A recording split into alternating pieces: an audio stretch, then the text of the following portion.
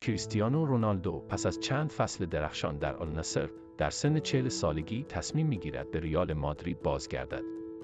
در این زمان ریال مادرید با چالش‌هایی در خط حمله مواجه است و نیاز به یک بازیکن با تجربه و توانایی‌های بالا دارد. رونالدو در یک مصاحبه اعلام می‌کند که همیشه در دلش عشق به ریال مادرید وجود دارد و بازگشت به این باشگاه برای او یک رویاست.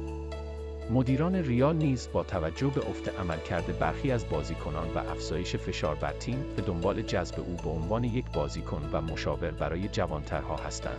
پس از مذاکرات مثبت، رونالدو با قراردادی 1 ساله به ریال مادرید ملحق می شود.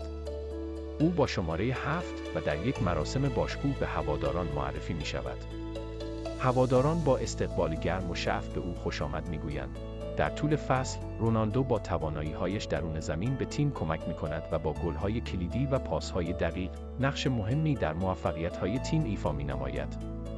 او به عنوان یک الگو و منبع الهام برای بازیکنان جوانتر شناخته می‌شود و با روحیه و انگیزهاش، جو مثبتی را در رختکن ایجاد می‌کند. این سناریو به عنوان یک داستان الهام بخش از عشق به فوتبال و وفاداری به باشگاه در تاریخ فوتبال ثبت می‌شود.